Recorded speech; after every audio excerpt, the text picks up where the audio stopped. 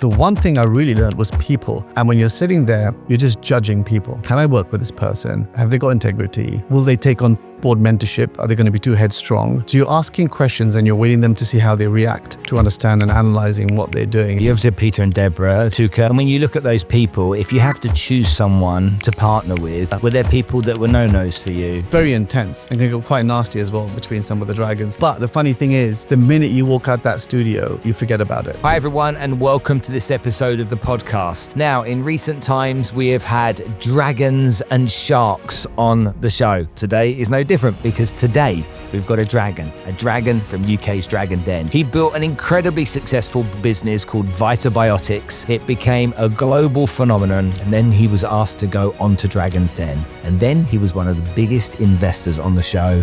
And to this day, not one of them has failed. Universities focus a lot on exams and getting that right. It's about the curious thinking and about what are you going to do that's different, and getting them to think about other things. In the educational system, it's not there.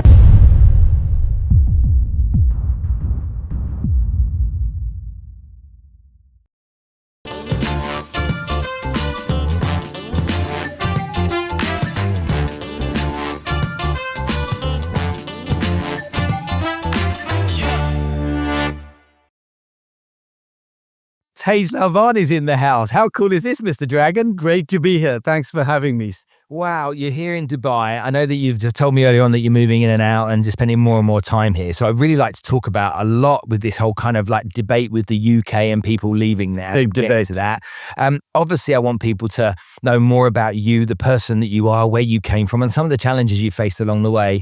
And I know, because I've already asked the audience, then they've sent me millions of questions about Dragon's Den, the kind of investments you made, how you spot a good investment and a bad one. And so we'll do a bit of that as well then, if that's okay. Happy to go through it all.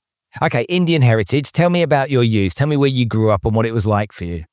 So I was born in India, in Bangalore, South India. And I came to the UK when I was quite young, about a year old. Stayed there till I was about 8 and then went back. So my formative years from 8 to 16, I spent growing up in India, and actually grew up without my parents. They were living in the UK. I stayed with my aunt. And so I'd see them back and forth. So at the age of 16, I came back to do my A-levels in UK, and then sort of been there ever since. But by the time I was 16, I probably went to 10 different schools. So it was a big, massive culture shift between the UK, India, within India, loads of different schools. So it was quite an unsettling time growing up, but it taught me a lot of adaptability to be able to, meet new people, adjust, things like that, which I think later on in life helped. Why did you go to so many different schools? It was complicated in terms of being put in this school, and then it was the wrong year. Then I did the next year in a different school, the same year, and then just I don't know, because at the time my parents were going through a divorce as well, so it staying between family members and stuff like that, it just ended up happening. Yeah. And were you a good student? You were one of these boffins? No, I mean, look, it was difficult because going back between the UK and India, the syllabus was very different, the culture was very different, and the type of topics studied were different. So in the UK, you had limited number of students in the class, maybe 6 or 7 or 10. In India, it was 45 students in the class. So you're literally trying to understand, you've got subjects that you don't know about, Indian history, civics. And so that adjustment took some time until I went to an international school in Bangalore that had about 8-10 kids, and they were teaching me trigonometry. And then she goes, wait a minute, you can't add or subtract, can you? I was like, no, I don't know that. She goes, well, what are you doing this? I said, well, I didn't know. So then she taught me the basics about division, etc. And then I started to do quite well afterwards, and reasonably well. Did my O-levels in India, and then went to UK to do my A-levels. And so moving from India to the UK to do your A-levels, you didn't have, like most kids would have, your friendship groups and stuff like that. So were you a bit of a loner, an outcast, and did you not fit in? It was something, because I had to adjust everywhere I went. So I had to make friends all the time, meet new people. Coming to the UK, the culture was different, of course. I studied in a weekly boarding school. So that was a bit difficult adjusting. I mean, back then it was a public school. And so the difference in culture was difficult. You're getting bullied and stuff like that because you're different the way you react. I remember that the teacher used to ask us questions to put my hand up. In India used to. And they thought, oh, this guy's keen, isn't he? And later on, So it was difficult understanding, adapting, going through all that. But, it was something like, I sort of accepted it. This is how it was. It wasn't like, oh, I've got to go to another school. I've got to do this. I just thought that was life. That was it. What's the next step? What's the next stage? Let's get to the next sort of thing, which ended up being okay in a way. Did you go to uni? I did. I went to the UK. So I studied there, University of Westminster. Since then, I've got a doctorate, and then I'm visiting professor there in business and entrepreneurship. But it was good. I enjoyed the time there. I did 4 years, and then did a placement year. Came back to India to do that actually. So that was really interesting. Worked in industry over here, then went back and finished my degree, and then joined the business. And what did you want to be when you were 18? Well, I sort of knew from a very young age I wanted to do Vitabiotics and be in the business. Oh, really? Yeah. So I used to make medicines at home and potions and try and make some cure for mosquito bites and random things. And I guess my father had a big impression at that age and what he was doing. Fortunately, I grew up in a family where there were quite a few entrepreneurs. So a lot of the family members set up their own businesses and did things, which was great exposure. So I always had that sort of feeling that, okay, I'm going to sort of buy and sell entrepreneurship. And I used to do that in school with games and stuff.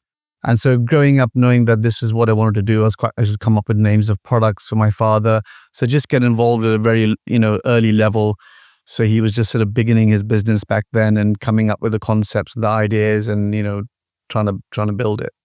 And was he a good leader, do you think? Was he somebody, when you were watching him with other people, were you learning from him and admiring him? Or sometimes as you were getting a bit older and watching it, were you like, oh, I wouldn't behave like that, or I wouldn't approach things that way? There's a big age gap between my father and me. So he's 94 today. So, there's that massive 40 plus year gap between me and him. So there were a lot of aspects that I saw in how he deal with people. The negotiation aspect was great. His follow-up was really great. It was not wasting time was something that I sort of learned from him, which was really useful. If you think of something, do it there and then. People always think, okay, you're traveling tomorrow. I'll put my passport in my bag tomorrow. Those little things about, no, do it today. Don't rely on yourself to remind you. That made me just a lot more active and proactive in following up, I think, to set me up. So that and the work ethic. He's a bit of a workaholic and doesn't take any holidays at all and always has done, tunnel vision focused. So that sort of work ethic has sort of stuck with me, which has been interesting having someone like that. And are there people that are kind of like heroes of yours in business over the years as you were growing up, from that kind of, you're in your 50s now, but when you were kind of like 20 to 40, were there people that you used to look at and go, if I can be like him, or he inspires me? I would definitely say Richard Branson back then, because he was exploding. He was huge. Who's this guy? He's got multiple businesses. Whatever he touches is really cool. It's fun. He's a brand ambassador. He's the face of a lot of the PR. So reading his book was really inspiring to see how he did it really with a lot of fun and enjoyment, and his appetite for risk was really interesting. So I enjoyed that. And so he was someone I looked up to for sure. Then along the years, there's other people that you business, but there weren't that many real big business figures back then where entrepreneurship is treated now. And there's so many different people. There were a few people you thought about who were successful in business, and you think, okay, but now it's a whole different scene, and it's so niche, and it's really interesting. But we're of a similar age, so I remember the whole Branson, losing your virginity, that book, and exactly, yeah. And then him with these publicity stunts with the boat going across the Atlantic and the airship and all this kind of stuff that you used to do, and it used to just look really exciting, didn't it? It was, yeah. This guy's living life to the living full. Life. I'm like, what am I doing? This guy's going to, you're sitting in the office and you're like, wow, he's just passionate, doing what he wants. Failing and then starting again.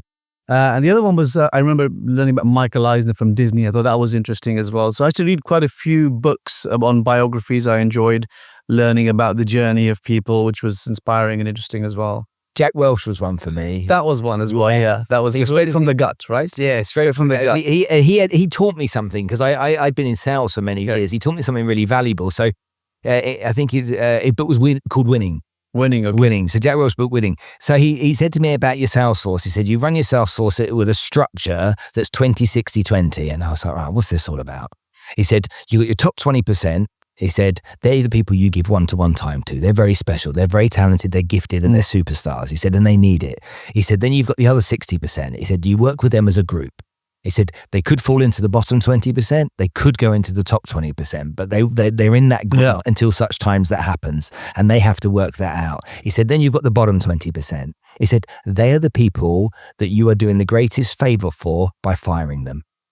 He said, because they're not making it, and they're in pain and they're struggling, and they're doing them a favor. You're doing them a favor, and you find it hard to let people go, but honestly, it's the best thing for them. Yeah. And so I've always followed that philosophy. It's just like, okay, the bottom 20%, they're probably saying the right things, but not doing the right things. And so it's a really valuable lesson for me. Well, that's good. I mean, these things stick with you sometimes. The small things like that, and you just move and develop your career around it. But there was an interesting time. So having family members who also set up their businesses, and so knowing that this is what I wanted to do from that young age, I was exposed to the business. I mean, you started from a small house, so I used to go there, and which is combined with the garage was the warehouse, and so just looking there, sticking labels on boxes, just learning. But he would involve me, and he would take me to a lot of places and to his meetings. Just so I would absorb and understand things that were going on. He'd allow me to design some little packaging stuff that he was trying to get sorted out. But it was early days, and I could see the struggle and his hard work and traveling and things like that. But officially I joined when I graduated from university. Yeah. Was your dad your hero? He is and he isn't, in a way. I mean, there are a lot of things I love and admire about him, but they're things that they're very different, that I see other people have relationships with their fathers. And I guess because he was always busy working, so it's a different relationship, I think, that, sometimes parents have with their kids today than it was back then, maybe. Well, I said I saw Sarah in Darlington, and I went to visit my dad while I was there, and I had like a day with my dad. And I had been talking about all different things. He'd been asking me questions. He watches every single podcast episode and is very critical if I'm not very good in his mind. But I said to him at the end of the day, I said, Dad, out of everything I've done in my life, what is the thing you're most proud of? Can you think of something you're really proud of that I've done? And he went, oh, that's a good question, Spencer. And he looked at me and he went, I can't think of anything.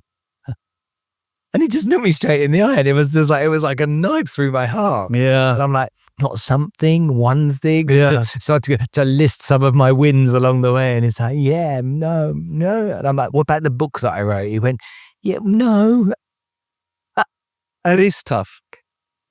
And, me too. I was looking for praise or for acknowledgement, but I never really got that. Today, you probably get too much of it as a kid.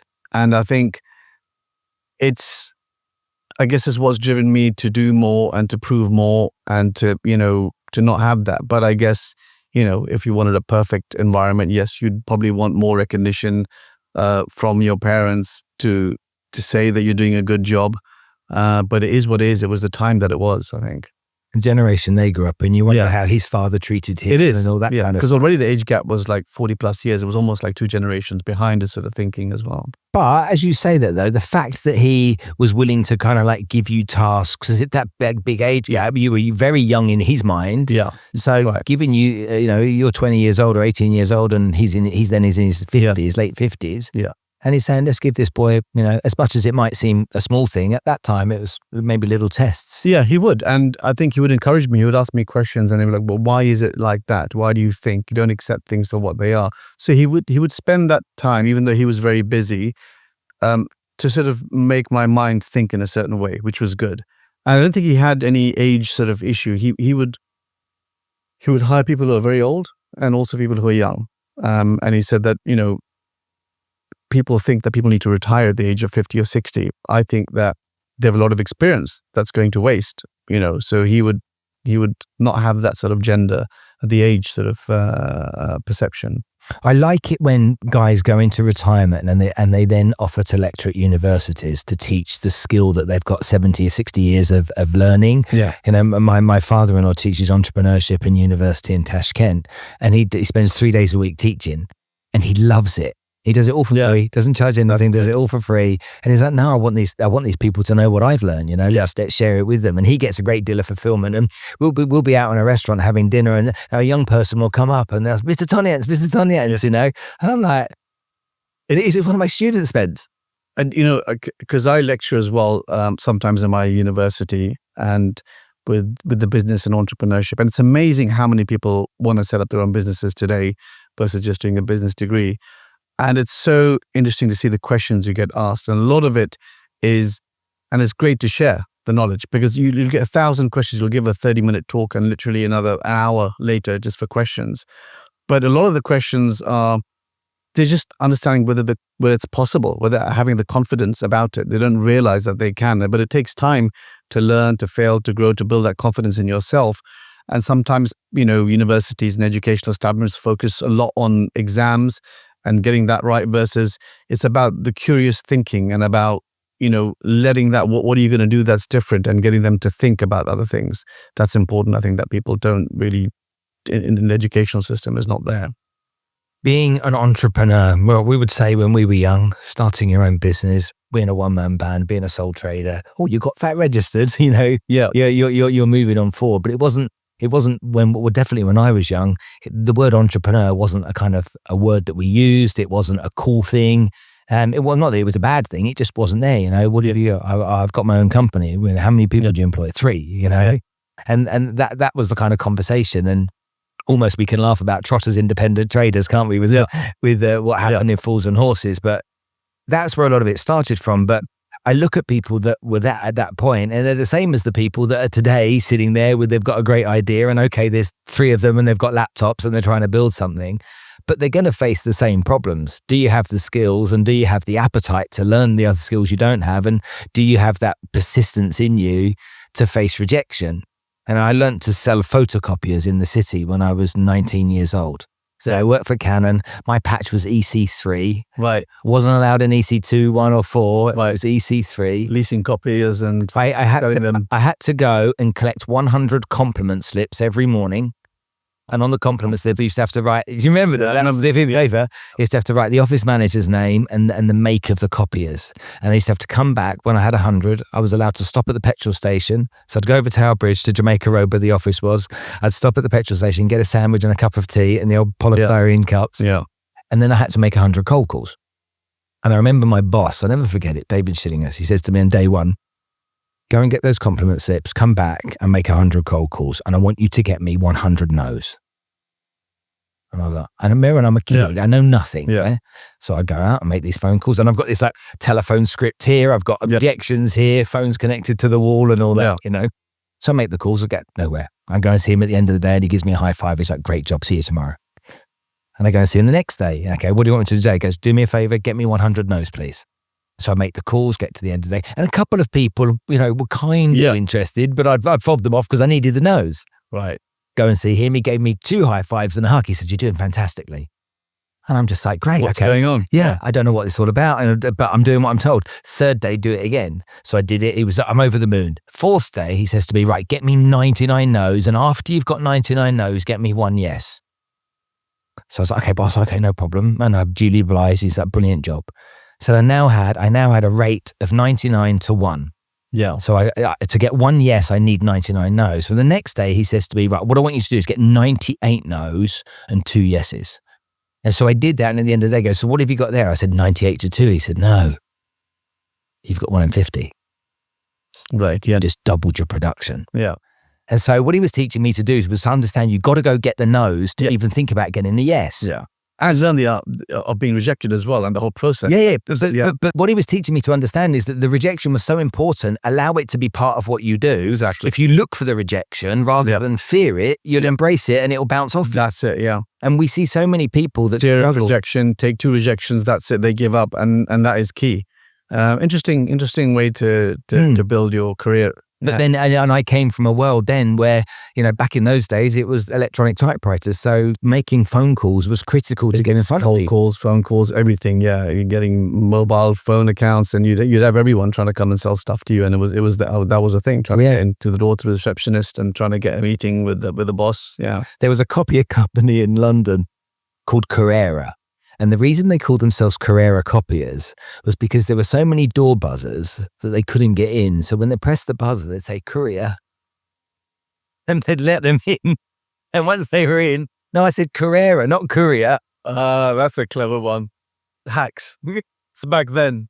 Yeah, absolutely. Business hacks. Let's talk about business and other people you've invested in over the years, because being on Dragons then, you would have been exposed, I'm sure, to plenty of howlers along the way, probably some people that it was quite painful for you to watch what they were doing, but also some people that you were like, this bloke's got it. You just knew it within 10 minutes that there was something about them.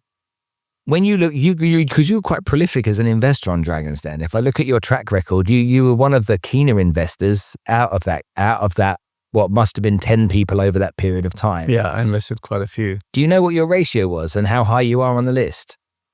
No. Do you know? Yeah. Okay. So you're the top of the list is Stephen Bartlett in terms of numbers he invests per series. Right. You're 2. Oh, really? Wow. Yeah. Out of what, last 17, 18 years the show's been doing. That's interesting. So you were definitely up there as someone that was a keen investor. And when you look at people, and as I said, my ex-wife's been on the show. She said there's a whole day's filming, Spence. Oh, it's grueling. It's tough. She said, because Deborah and Peter invested in her. She's like, she goes, you see 20 minutes. She said, I was on there filming for the whole day just for us. Yeah. And I'm like, wow, that's nuts. So I suppose, first of all, let's set the scene. How the hell do you become a dragon? Yeah, how do you become a dragon? That's a good question. So a friend of mine who owned an Indian radio station in the UK, he got approached by the BBC. They were looking to change dragons at the time. I think it was, who was there, Nick Jenkins and Sarah Willingham. And so they said they were looking for new dragons. And he said, look, I thought of you. What do you think? I was out with dinner with him in Nando's and with my wife. And I said, look, I love the show. That's amazing, and I really think it's a great show. But I don't know if it's for me in terms of profile being on TV. That's something I could do. So he said, look, anyway, don't worry about it. If you change your mind, let me know. And my wife calls him the next day and says, that thing you were saying? I think you should put Tej's name down for it. And he goes, but I don't think he was that interested. She goes, no, don't worry. I think he is. I know him. So she knew I always wanted to invest in businesses and entrepreneurs and loved the whole thing about it. But she said, look, I think you need to get outside your comfort zone. And I just thought, I don't really want to be in the public eye or profile, quite private. But she was right. And, you learned so much from it. So from then I went to screen tests, interviews. There was about 10 other dragons. And then in the end, started in 2017. Yeah. So I remember the first day coming in. When you heard you were going to be a dragon, how did you feel? I mean, it was all very quick. So it was literally like within a week or so, 2 weeks. And then boom, I had to be in the studio. So it was very, very quick. And they pay you? At first? No, there's not really paid. I mean, pay a small day rate for filming. So basically the filming block is about 6 weeks. Mm-hmm. And within that, it's about 20 days of filming or something. And each day is very intense. So you're out of your business. A lot of the entrepreneurs, the dragons out there have either sold their businesses or they've got multiple investments to dedicate the time. So for me, from morning till night, 7 a.m. till 7 p.m., you're seeing pitches, about 7 a day, which is quite intense because each one, although in the show it's about 15 minutes, but it's actually an hour and a half of, full filming. They're going through the pitch, you're asking questions again, then you're competing, trying to get a deal done. So that happens and you have no idea who's coming across in the den. So it's all hidden, and then you literally sit down and you find out who the entrepreneur is. So there's that happens, and then at 10 o'clock at night, you end up having dinner, come home to the hotel, and then I'm up till 2, 3 catching up on my day work. So it's quite a lot of intense work during that period. But it's interesting. I mean, sitting there the first day coming in, you've got these 8 cameras rolling, on national television. It's not scripted. You make a mistake. It's live. I mean, it's recorded, but you don't get any retakes because it is what you see and what you say and you do. But very quickly you get focused on the business aspect and you just forget where you are and you're dealing about your investments. You don't really have time to think, Who was on the show with you while you were there? So you obviously had Peter and Deborah. So who else did you have?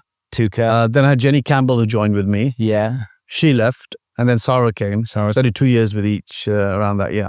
Okay. And when you look at those people, if you have to choose someone to partner with, were there people that were no-nos for you and people that were absolute, home runs if you did? I ended up doing a lot of deals with Tuka because he was based in London. The other dragons are based outside central London. So it was a lot easier, and we just got on together. We'd come up on the train together to Manchester where it was filmed.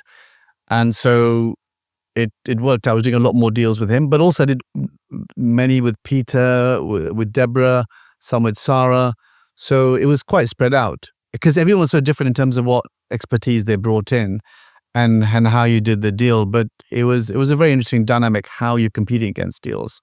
And it gets very intense and can go quite nasty as well between some of the dragons. Really? But the funny thing is, the minute you walk out that studio, you forget about it. You're literally best friends. Because there's one deal after another, you forget that all of a sudden. You're like, oh, at that point, you're like, how did I lose that? Or how did this happen? But the next one, you forgot about it because you're seeing about 120 per season. So that's a lot of pitches. And Tuka's in his 70s. He's in his 70s, yeah. He's got a lot of energy. And I don't know, he just loves the deal. He just loves the whole aspect about doing deals. I watched him with Stephen on the show, though. And what I noticed with Stephen on the show is that it's almost like it's the kind of like the old against the new, and Tuka's trying to bring to the table something that maybe. Where's your manners?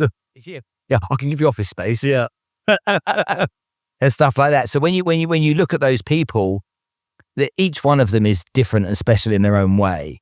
Yeah.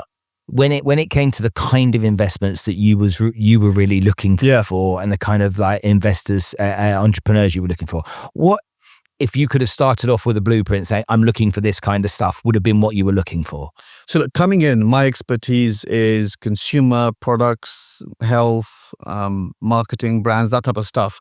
So for me, my comfort zone was there, thinking that, okay, I hope there's a product that comes in or a consumer product that I can add value directly because of all my relationships with the retailers, my understanding about product and marketing. But then I just thought, you know what, this is a great opportunity to really understand different businesses and work with different people. So that's why I started making a lot of investments in different areas. And the first business I think I invested was completely random. It was a wool knitting business, which I did. And, I saw when she came in, there was this product about knitting. And I thought to my head first, this is the last thing I'm going to invest in, right?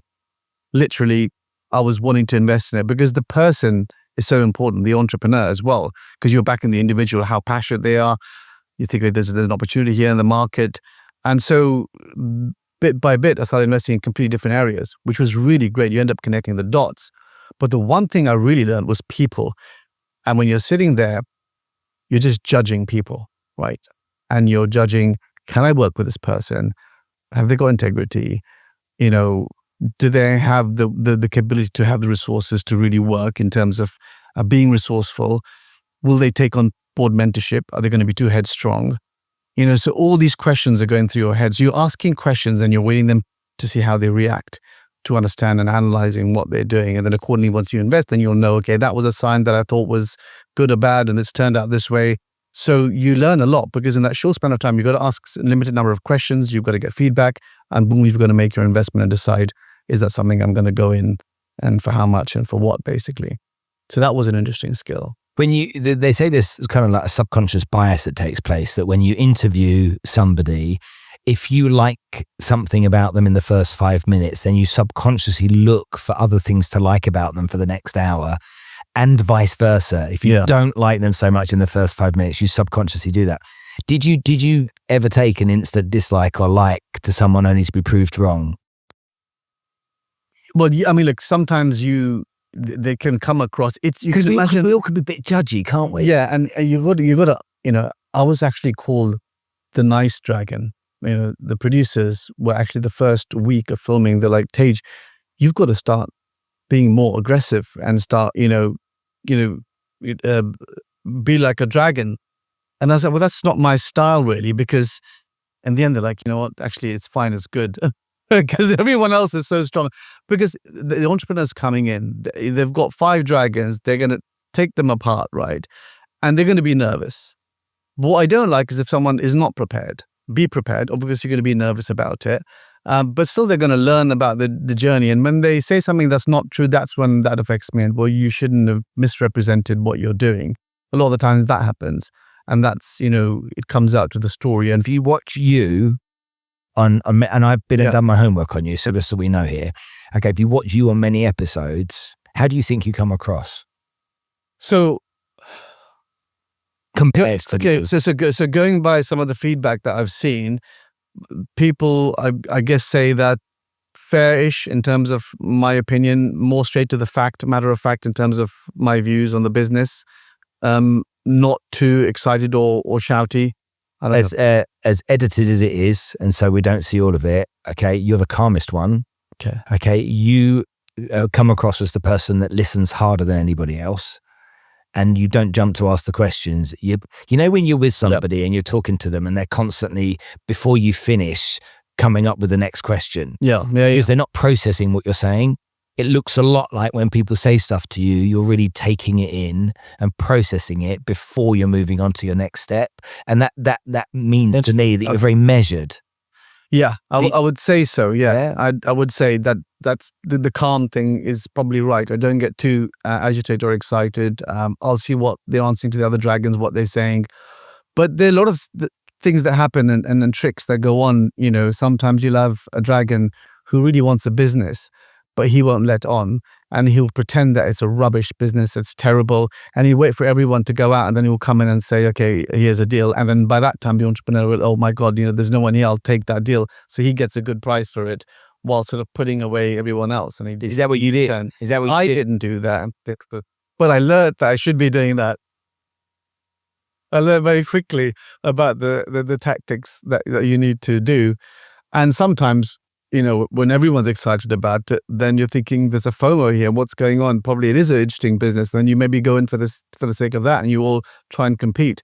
But it does then come down to what can you add that's going to get the entrepreneur to where you want to get. So there's an element of poker going on. Yeah. So that's happening. Yeah. Okay. But then obviously you've got to make the best decisions for your money. You're investing your own money. Exactly. Your own money. So it's your money. Yeah. You've worked hard to earn and you're investing that money. How many companies did you invest in? I think the number's, was it 30? What was the number? 32, 33? Yeah, between 25, 30 probably. Yeah, that's right. Tell me how many you say yes to, or all of you say yes to. Yeah. And once you get under the hood and you really look at the business and you find out that there's no debt, but there's a $2 million director's loan or whatever it may be, how many don't go to the next stage as a percentage, do you think? Okay. Because I tell you what I know. Yeah. Okay. Right. The number's around 70. That don't move forward. 70% don't. That's a lot. Maybe that's changed then. So for me at the time, it was probably around 50-50. Okay. And sometimes even more like 55 go through and 45 don't go through. And what were the reasons in the main that they weren't going through? So there's a vast variety of reasons why they don't go through. First, on the den, it's an intent to do a deal. So it's not binding on either side. BBC do their own due diligence to a certain extent, but it's up to you eventually to do it. So for instance, the entrepreneur could say, I have no competitors in what I do. Guaranteed. There's no one in the UK. Turns out there's 7 other people doing it. They've already got a good market share.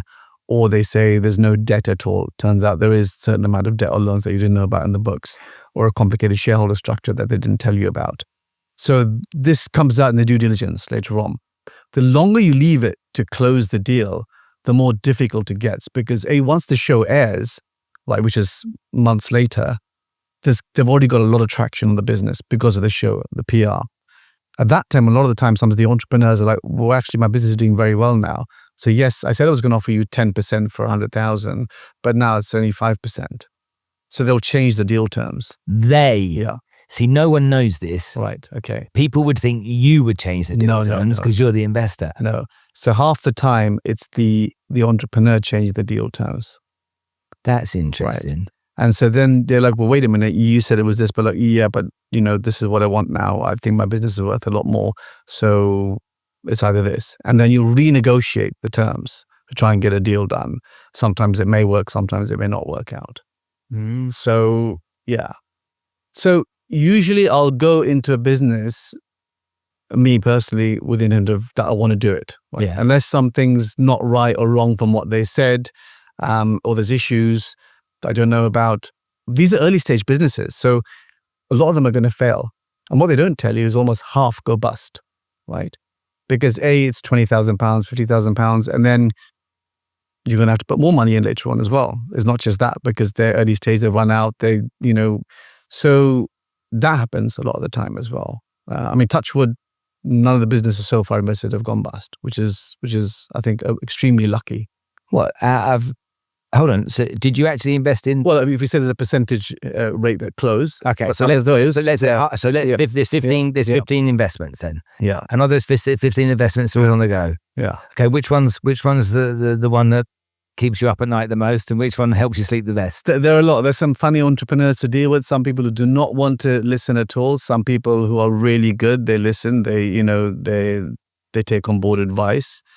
And funny one was an entrepreneur bought me out at 7x multiple after 2 years after the business scaled, which was great. It did well. That was a protein shaker bottle called Shakespeare.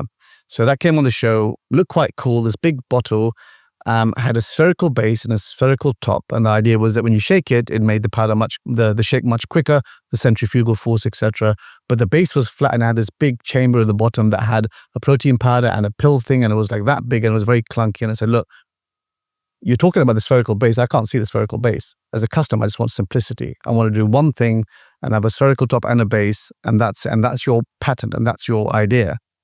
So I said, look, I'll invest, but you need to redesign the whole product. So he agreed to do that. And then it took him a year. So even after investing it, we get the new mold done and everything. And then he launched that. And he's like, how's the bottle going to stand if it's spherical at the bottom? I was like, I'll figure it out. Don't worry. It worked out a way and we had it. So it was like almost spherical, but it had a sort of thing at the bottom. And it started really well. He got massive deals from Herbalife, etc. And then he's like, can I buy you out? And I was like, yeah, sure. 7x, 2 years. Happy day. 3 years maybe it was, yeah. But so like that, there's some really good deals. Some are the same as they are. Some we've had to put a bit more money in. There's some deals, and interestingly, that I didn't invest in the show, but then outside of the show, I ended up investing. So how? Well, hold on a minute. How does that happen? Because so you don't choose on the show, or they choose somebody else. Yeah, or somebody goes else, or they approach you again afterwards, and then say, by the way, or I think I missed out on a deal on the Den, and then I'll be like, Peter, Tuka, you invested in that. I don't mind joining in. And then the entrepreneur's like, yeah, great. We've got 2 dragons afterwards. So things like that happen as well, and yeah. So that's What's your most successful one? What's the one that's the best one? So there was a couple. There was one very quick one which was interesting called "Look After My Bills." So that in the UK, trying to shift from British Gas to a different provider, EDF, whatever, it takes hours on the phone to try and move. But this was sign up once, and every 12 months it automatically switches you to a different provider and saves you thousands of pounds.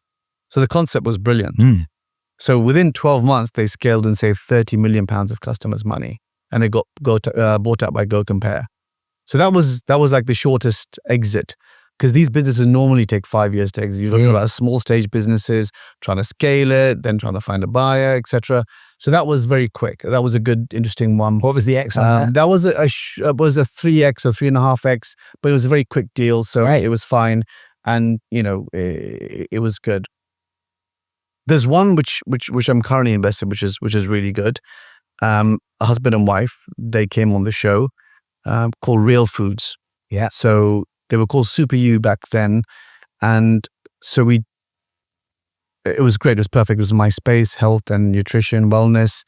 They were doing about 200,000 pounds in sales on the show. The deal didn't go through in the end because of some complications. Then I invested them at a higher round afterwards. Today, the business is 20 million pound sales plus. So they've done extremely well. When they exit, it'll be, huge multiple. So these big ones that are there, but they're all different. They're all completely different type of businesses, require different involvement. If you've got 15 companies, how you must have I've got a team of people. but I've exited quite a few of them, and most of them. So the ones you're still involved with, how many are you still involved with? Not many, maybe like half a dozen. Half a dozen. Of those half a dozen, how much of your time do they take? Is it like a monthly meeting you have with them, or quarterly usually? And usually what I'll say is that, give me your wish list. What is it that you need to be done? What's your ideal scenario? And then accordingly, I'll see how I can help in those particular areas. Ultimately, I'm a small minority investor, so I can't tell them what to do. It's their business. They need to run it.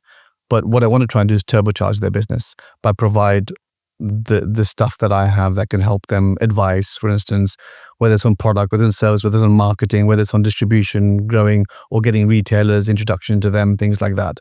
So that's where, how can I add value to them to help grow their business? Okay, folks, let's talk about real estate. Now, a recent partnership that we've just established on the podcast is with AYS Developers.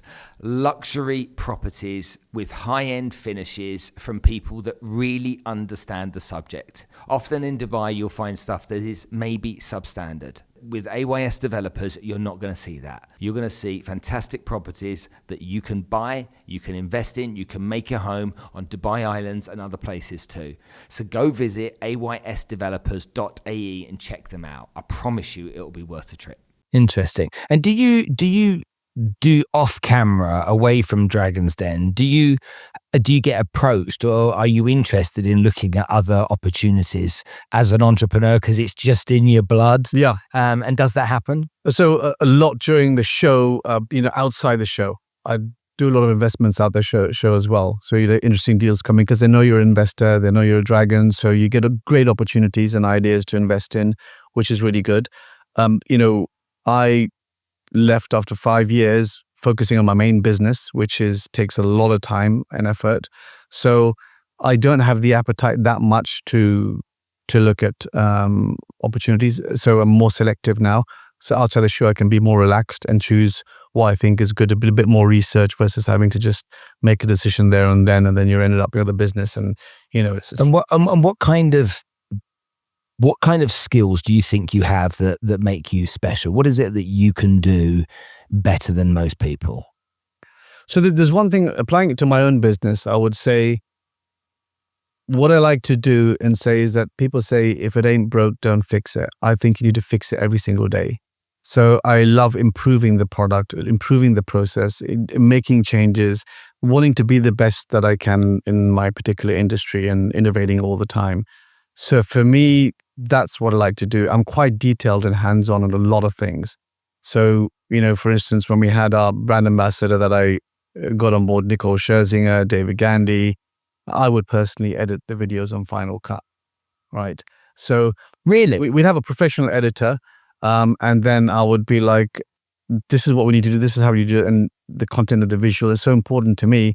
So I would just do that and give it to the editor, and then to basically do that or copy it, or the timing or the packaging I would design on Photoshop, the basic concept, to give it to them. But I work very closely with the design and creative aspect of the business.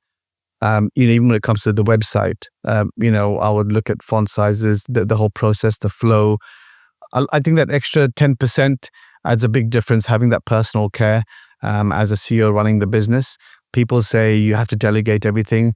I don't agree. I think delegation is important, but I love having that hands-on feel to be able to manage it and, to know what's going on and to ensure that what I'm putting out there has my sort of feel. And it is. I get that. When you, I say to myself awareness, what am I good at? I'm a good salesperson. I'm a good manager.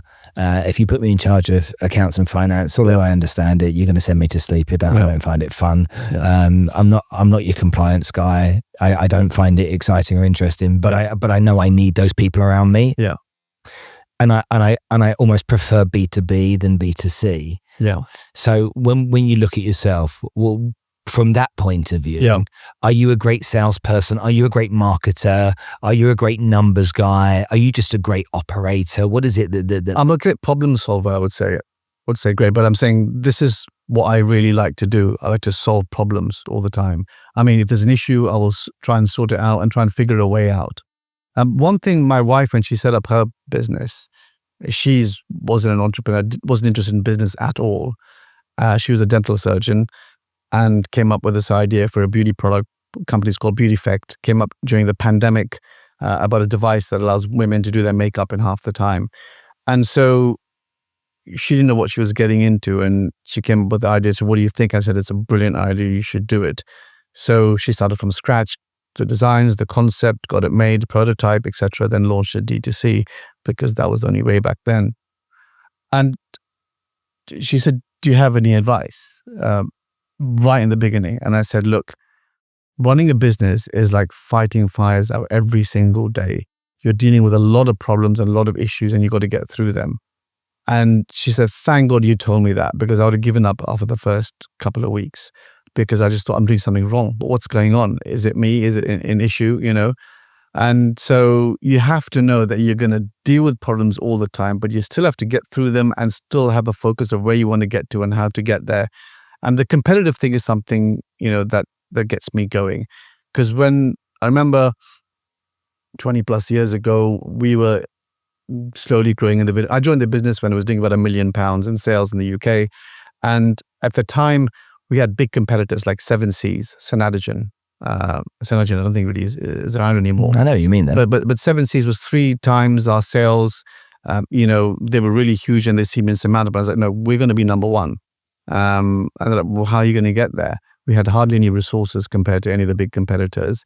So we had to do everything on a low budget. How do you do that? You buy effectively. So we got rid of we didn't have any agencies. We just directly bought media ourselves, went to every one of the newspapers, the magazines, negotiated rates down, made every pound count. In terms of advertising, we'd have brands. And my father came up with a lot of the brand names, Menopause for menopause, Pregnacare for pregnancy. And it was about on the shelf, people seeing what the product was. Even on advertising would be big, Wellman, Osteocare, so you knew what the product was. So it was about how do you leverage, the London Underground was what we advertised on. That's right. Yeah. And I used to see it when I was kid. Yeah, on the back of the buses. So, and that was really great because you'd advertise on those panels. People got nothing to do. They sit there and they look at the advertising. And there was 4,000 tube car panels.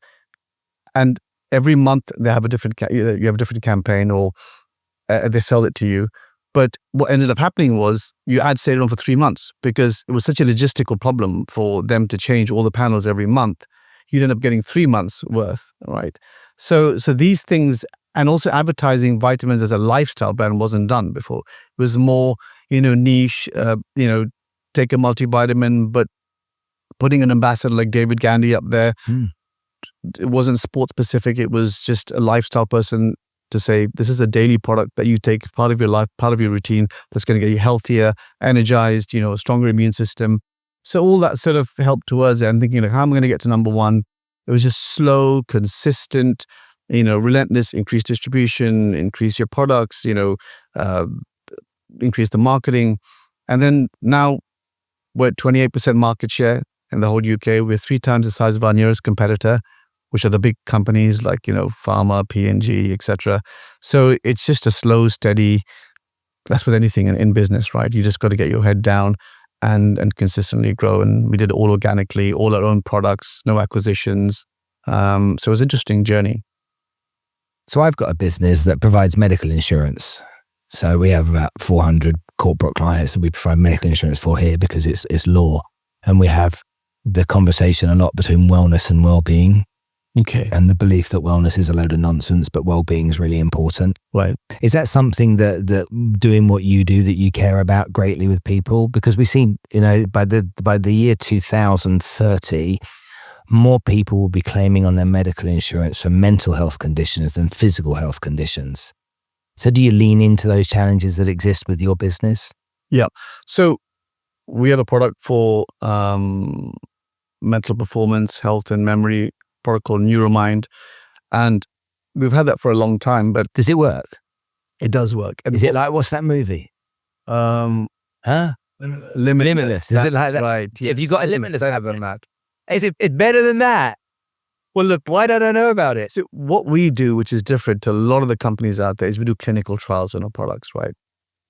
And so we'll do a double-blind placebo-controlled trial like a proper medical product, but it's a vitamin. So our pregnancy supplement doubles the chance of getting pregnant, literally. It's a double-blind placebo, published in the leading journal in the UK that shows evidence that way. We have a product called Immunase for immune system. So we did a trial on HIV patients, 150 HIV patients. It showed that those that took Immunase, the mortality rate reduced by 50%. So it boosted the immune system so much that they were allowed to live longer just on a £10 a month, antioxidant vitamin supplement. So these trials really show the efficacy of the product, which is different. The formulation is key. And in many countries we sell, it's not the advertising like you see David Gani, Nicole Scherzing. It's doctors prescribe our products. So in the UAE, doctors are prescribing our products, whether it's Pregnacare, Menopause, Osteocare, Ferroglobin, and they're sold in pharmacies, obviously. But we have a different approach. You have a very strong medical approach in our business and a consumer approach as well. So in the UK, Pregnacare, midwives recommend our products. And we have about 80+% of women that take a pregnancy supplement will buy Pregnacare. And that is usually the first time a woman starts to take vitamins. So it's a very important phase. And we've got a before, during, and after phase. So build trust during that journey with the mother. And then we move into Well Baby, which is the number one baby vitamin, then Well Kid, Well Teen, Well Man, and Well Woman. So having that life cycle and keeping the customer in that journey within Vitabiotics is important. So you have them for life. A product like Well Teen is interesting. What we didn't realize was that the worst diet in our population was found in teenagers. So we did a clinical trial with Oxford University, with Professor John Stein of anatomy, and on about 160 or 200 teenagers. And what it found that those that took Well Teen, the behavior improved by 50%. This was published, I think, in the British Journal of Nutrition. It was a parliamentary thing because of public policy.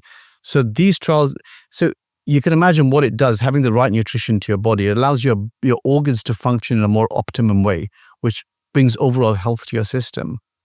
And people don't realize that a lot, that this is what it is. And we've put money where our mouth is and done these clinical trials to show how efficacious they are without the side effects. What do you make of all of these now modern,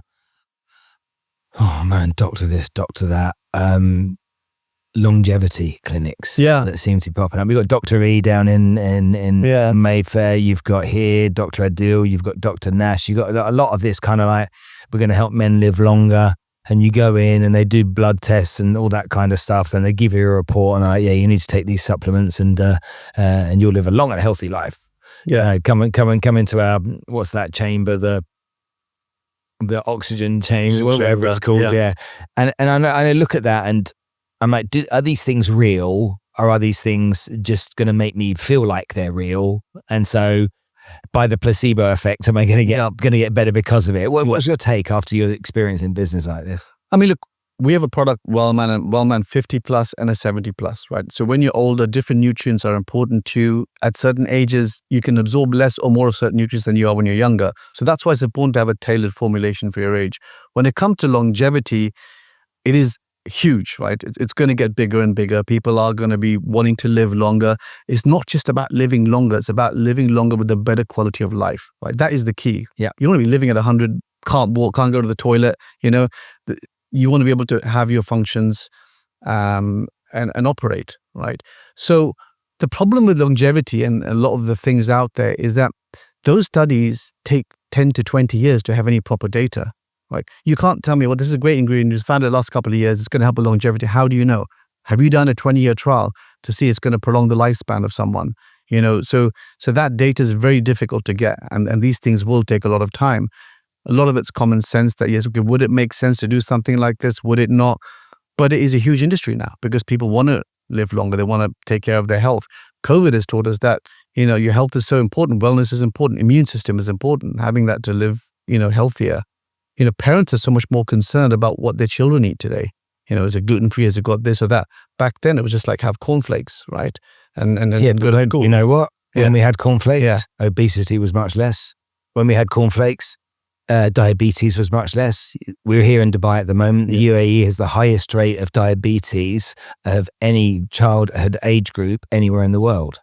So we've got all of this stuff coming along, okay, and parents are concerned more. They've just banned junk food in schools for the new school term here, which is all good, wonderful stuff. But the truth is, it's not getting better. it's getting worse. Even nutrition content in food, an orange 50 years ago had double the amount of nutrition content than it would today. So a lot of the food that you're eating generally doesn't have the right nutrients. But overall, we're finding that parents are a lot more aware about health and nutrition and concerned, and they'd give their children a vitamin which they wouldn't. Yeah, but that's arguably why the vitamins and the supplements are really important, because the food behaviors haven't got better. Yeah. I was talking to people this morning, and they were talking about their kids and how much time they spend using screens. Yeah. And I'm like, who bought the screen for them? You did. You bought them the phones. You bought them that. But you bought it for them. And you know what? When they're noisy in the restaurant, you give them the iPad to sit there quietly. Yeah. It's kind of like, when you look at it, and then who invented this tool anyway? Oh, you invented the tool as well. So your generation invented the tool, started using the tool, and now you're criticizing the kids for being stuck to phones. And it's like, the behavior patterns start from the past. Anyway, we talk about that all day long. Let's talk about last subject. Dubai and UK. What the hell is going on? Yeah, absolutely.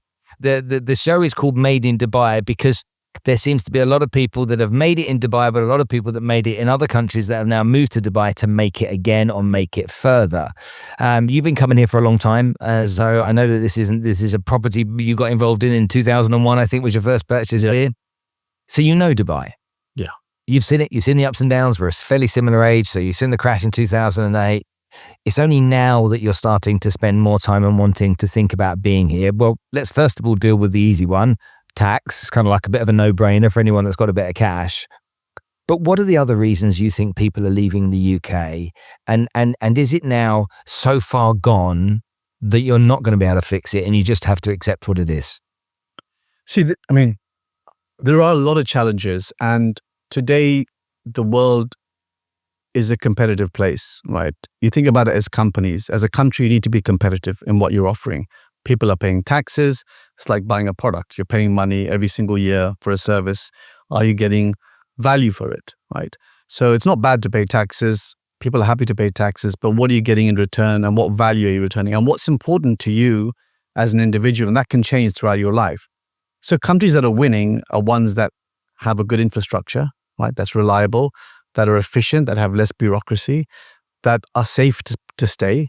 Today, the world is becoming a very dangerous place. Wherever you go, here in Europe, your phone gets stolen, your watch gets stolen. So that's an important factor. Quality of life has become a very important factor after COVID. We see people moving to places and, remote working, etc. So that's allowed people to actually think about moving, the work from home and the digital age.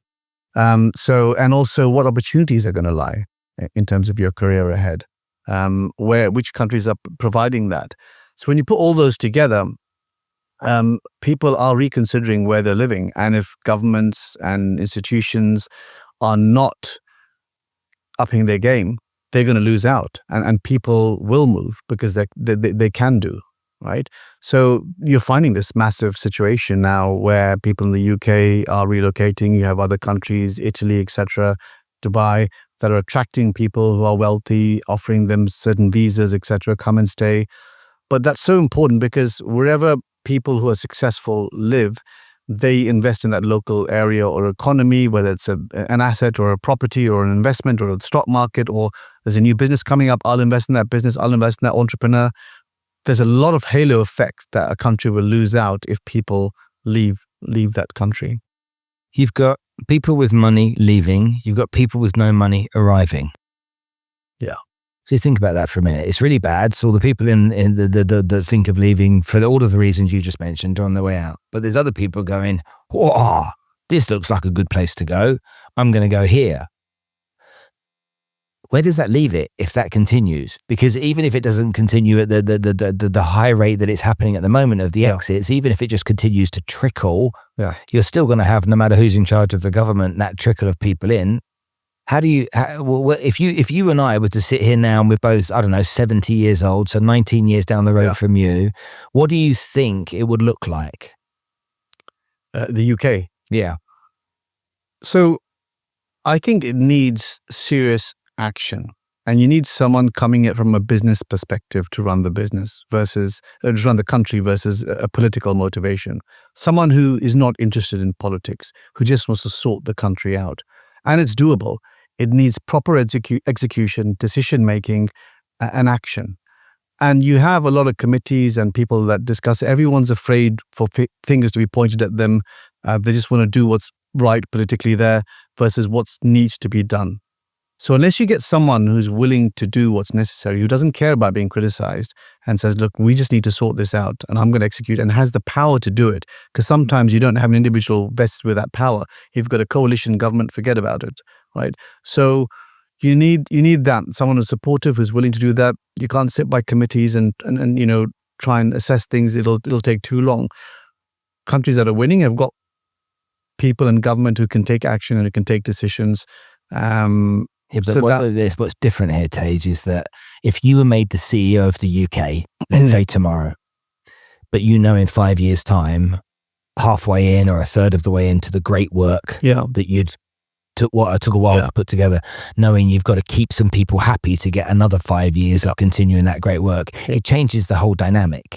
It does. And if you look at the other countries that are successful here and Singapore and other places, it's like they don't have to face that. No. The leadership doesn't have to have this conversation here. It's like, no, we're in charge until we say we're not. Yeah.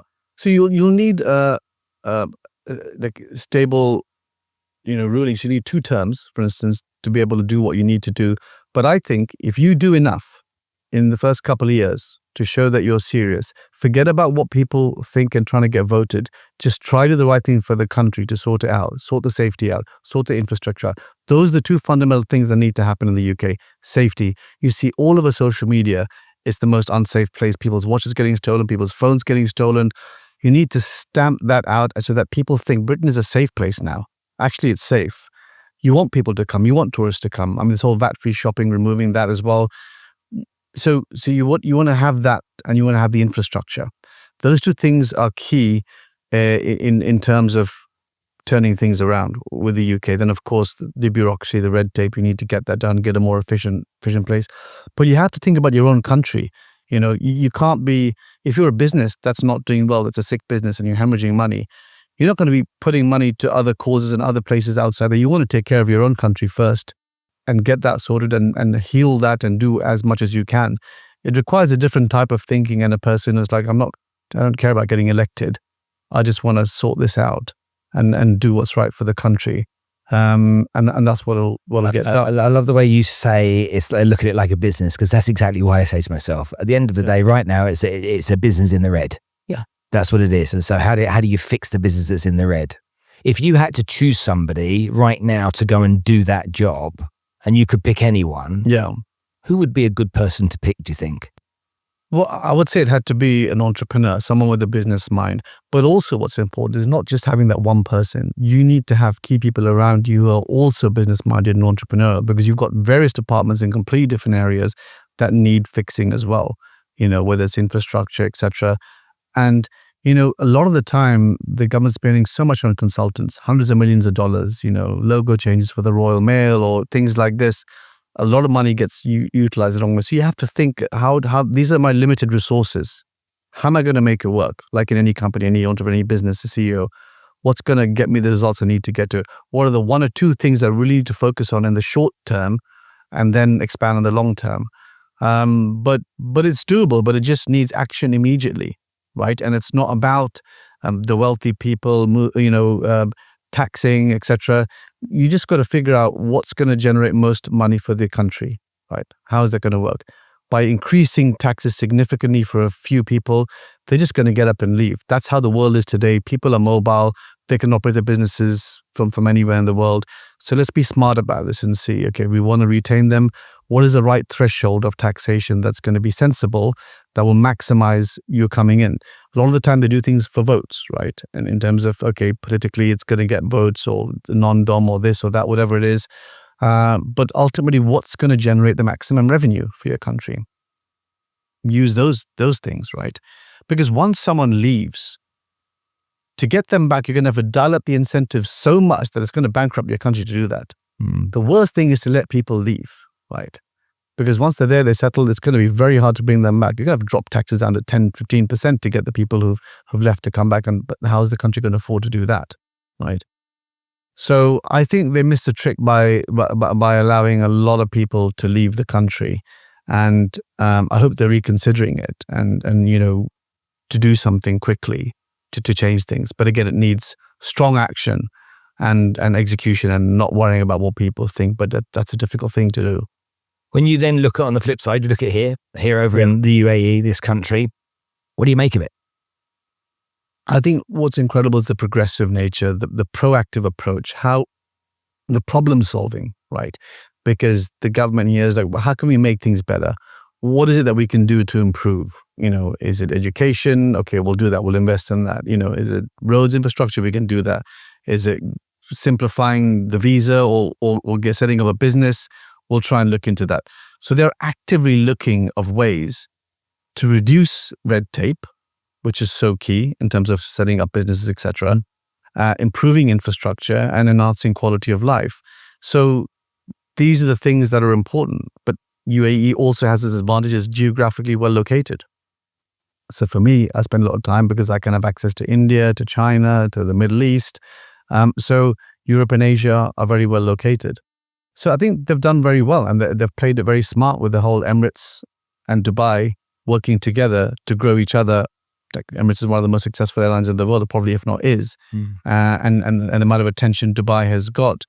And I think also the fact that things are orderly here, and people say in a country where it's got a monarch type rule, dictatorship, that's bad, but ultimately you have discipline, you have order. That's an important thing for society to have as well, to an extent, because otherwise if people just do what they want, and I think people like that, and that plays to the aspect about safety. It's organized, things are different everywhere. It's different, but you've got to, as an individual, figure out what boxes does it tick and what's important to you as an individual. Like, is it taxes? Is it safety? Is it location? What is it? Weather. Yeah. Well, what is it? Is it I just need the sun? It could be that. And I think we live on it. Yeah, exactly. So you need to accordingly re-engineer your country to be able to make it attractive for all these things. Like what they've done in terms of the weekend, they've coordinated on a Saturday and Sunday. That was a great move. So you want to make your country as competitive as possible, like you do in a company. How am I going to attract the most number of consumers, right? How am I going to have a certain pricing policy, to earn money? There's no point selling someone why say, you buy a Ferrari, but they end up being supplied a Skoda at the end of the day, right? Yeah. No one's going to come back the next year and keep buying from you if you're not supplying them the goods. So you got to stay competitive, and as a company, supply the right products that people are going to want to come back to, and keep innovating, keep improving. Infrastructure is not just something I'll build one airport and that's it. Yeah. Same with my products. I've got to improve them every single year.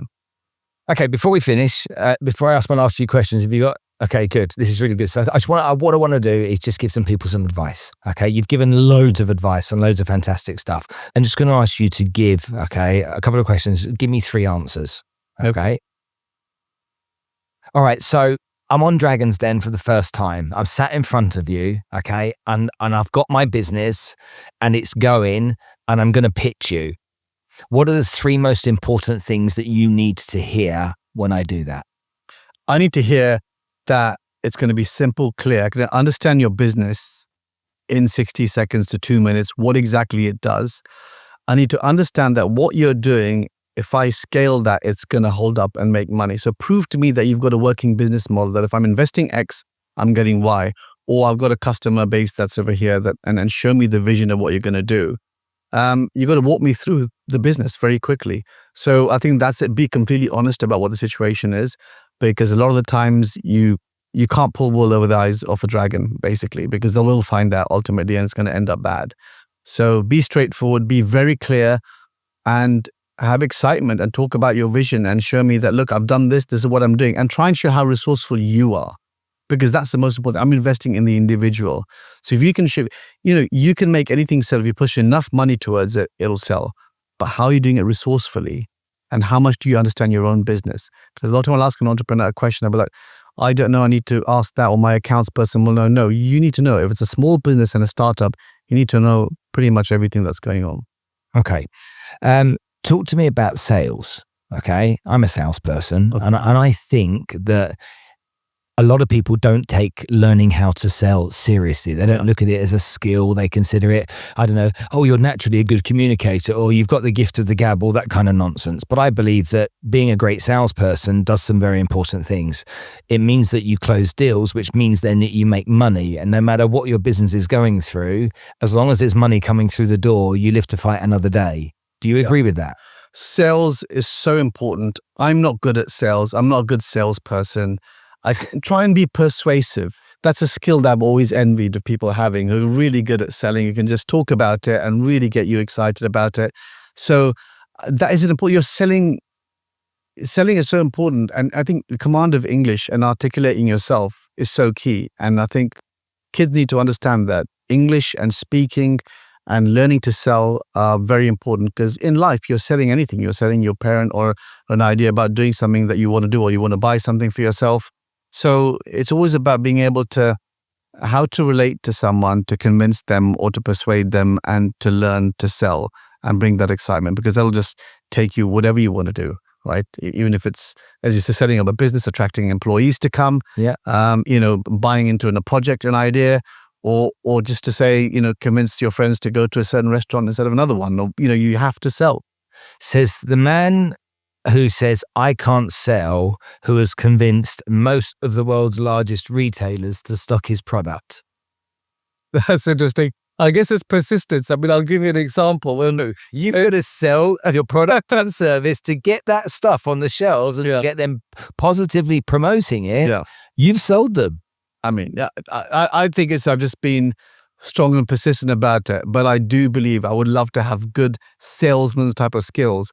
I mean, we're trying to get WellKid into Boots, and by that time they had quite a few children's products in as competitors already there. And Boots, the buyers, was like, Tej, we've got too many companies, too many products already in the children's area. I know you guys are Vitabiotics. I said, look, we are going to support it like nobody else does. Trust me, we're going to transform and change this industry and really build it. We understand nutrition and vitamins. I think parents are going to focus on the formulation, not just about a sugary sweet. The whole sales pitch, no. Like for one whole year, every single meeting, the first thing I met the buyers, I just go, WellKid. They got so sick of me by the end of 8 months, 2 years. And just to shut you up, Tej, we're going to take WellKid. And we made it one of the best-selling children's vitamins in the country. So, I tried everything. And ultimately, that particular thing was persistence, and I just annoyed the hell out of them. You were relentless. Relentless. Yeah. I knew it was on. You have to believe me. We are going to support this. It's going to make a big difference. And then eventually, they're like, all right, we'll give it a shot. You've got 1 year. And then, it worked out. That's so cool. Says the guy that's not a great salesman. Oh. Okay, last question. You've got an idea, you want to start a business, okay? You're young and you've got loads of fire in your belly, and you don't know where to start. It's kind of like that beginning part of the journey. You're hearing on social media that you need to start a digital product. You're hearing, and you're watching Dragon's Den and you're seeing physical products, but it's like you've got this desire. What's the first thing you need to do if you want to be an entrepreneur? What do you think that is? Look, today setting up a business has never been easier than any time in history. But scaling it is very difficult today, right? You really have to understand the consumer and how to get their attention. That's changing so fast. So if you're starting out, what you need to try and do is, I'd say, niche. Just focus on something that you can do better than anybody else, or that's different, and be the best in that particular industry. And so what we did was we created brands like, Pregnacare, Menopause. Back then, these were tiny markets. They didn't even exist. A vitamin for pregnancy, a vitamin for menopause. Boots are like, sell a couple 100,000, come back, and then we'll talk. But my goal was to become the number one in that niche, even though it didn't exist. But then I'll grow that niche, right? Today, the pregnancy vitamin market is huge. But I've always stayed number one because I've created that niche and become a leader in that industry. So don't get too caught up on market size, because you can grow that market, but it's about having that niche position, I think. Don't try to be everything for everyone. Do you believe that there's great value in finding a mentor, somebody that's walked in the shoes you're going to walk in, rather than a coach, someone that kind of advises you? Because you had your dad as a mentor to some degree, but But I don't believe anyone should go into business on their own without maybe going to work for somebody that's built a business and go and do that for a couple of years and watch. Now, you might learn some good and some bad, but at least you'll understand the kind of work ethic that's required.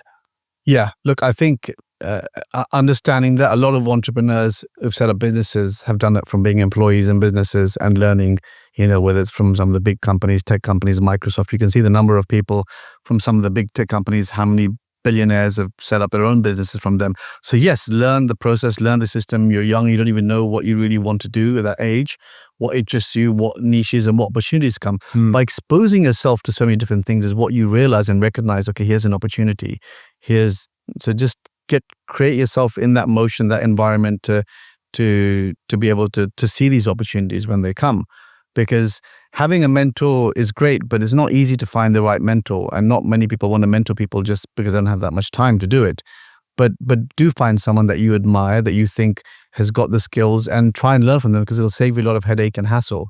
But today, if I was 20 years old, yeah, okay, and I said to you, if I reached out to you and said, Tej, I think you're fantastic. I will do anything. I'll make your tea. I'll clean your shoes. You don't need to pay me a penny. Yeah. Okay. Let me come and work from you and learn from you. Yeah. After 6 months, if I'm worthy of a job offer, then make one. If I'm not, kick me out down the road. Yeah. Okay. Would that be something you would consider?